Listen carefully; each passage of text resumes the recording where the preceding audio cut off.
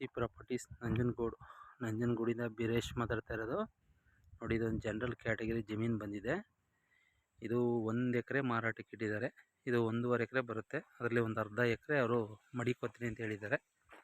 ಇನ್ನು 1 ಎಕರೆ ಕೊಡ್ತಾರೆ ನಿಮಗೆ. ಬಟ್ ಏನಪ್ಪ ಅಂದರೆ ಮೈಸೂರಿಗೆ ಅದೊಂದು 35 ಕಿಲೋಮೀಟ್ರ್ ಆಗುತ್ತೆ. ನಂಜನಗೂಡು ರಿಜಿಸ್ಟ್ರೇಷನ್ ಬರ್ತಕ್ಕಂಥ ಪ್ರಾಪರ್ಟಿ. ಸೂಪರಾಗಿದೆ ಲ್ಯಾಂಡು. ಬಟ್ ನಿಮಗೆ ಹೈವೇಗೆ ಹತ್ತಿರ ಆಗುತ್ತೆ. ಈ ಲ್ಯಾಂಡು ಬಂದು NH ರೋಡ್ಗೆ ನಿಮ್ಗೆ ಹತ್ತಿರ ಆಗುತ್ತೆ. ಅಮೌಂಟೆಲ್ಲ ಸ್ವಲ್ಪ ಕಡಿಮೆ ಆಗುತ್ತೆ. 1 ಎಕರೆ ನಿಮಗೆ NH ರೋಡಿಂದ ಕೇವಲ 1 ಕಿಲೋಮೀಟ್ರ್ ಆಗುತ್ತೆ ಅಷ್ಟೇ. NH ರೋಡ್ಗೆ 1 ಕಿಲೋಮೀಟ್ರ್ ಆಗುತ್ತೆ. ಮೈಸೂರಿಗೆ ಒಂದು 35 ಕಿಲೋಮೀಟ್ರ್ ಆಗುತ್ತೆ. ನಂಜನಗೂಡಿಗೆ ಒಂದು 14.25 ಕಿಲೋಮೀಟ್ರ್ ಬರ್ತಕ್ಕಂಥ ಪ್ರಾಪರ್ಟಿ. ಜನರಲ್ ಕ್ಯಾಟಗರಿ ಅಂದರೆ ಇದು ಅಗ್ರಿಮೆಂಟ್ ಹಾಕೋಬೇಕು. ರಿಜಿಸ್ಟರ್ಡ್ ಅಗ್ರಿಮೆಂಟ್ ಹಾಕ್ಕೊಂಡು ಸ್ಕೆಚ್ ಮಾಡಬೇಕು. ಒಂದು ಅರ್ಧ ಎಕರೆ ಅವ್ರು ಉಳಿಸ್ಕೋತಾರೆ, ಇನ್ನೊಂದು ಎಕರೆ ಕೊಡ್ತಾರೆ. ನಾಳೆ ದಿನ ಅದನ್ನು ಒಂದು ಅರ್ಧ ಎಕರೆ ಕೊಟ್ಬಿಡ್ತಾರೆ. ಬಟ್ ಇವಾಗ ಅವರು 1 ಎಕರೆ ಕೊಡ್ತೀನಿ ಅಂತ ಹೇಳಿದ್ದಾರೆ. ಸೂಪರಾಗಿದೆ ಲ್ಯಾಂಡು. ಬಟ್ ಮೆಟ್ಲಿಂಗ್ ರೋಡ್ಗೆ ಅಟ್ಯಾಚ್ ಆಗಿದೆ.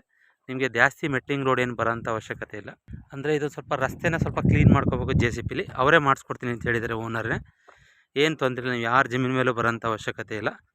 ಅಂದರೆ ರಸ್ತೆ ಸ್ವಲ್ಪ ಕ್ಲೀನ್ ಮಾಡ್ಕೋಬೇಕು ಅವರು. ಇವಾಗ ಸ್ವಲ್ಪ ಮಳೆ ಎಲ್ಲ ಬೆಳ್ಕೊಬಿಟ್ಟಿದೆ.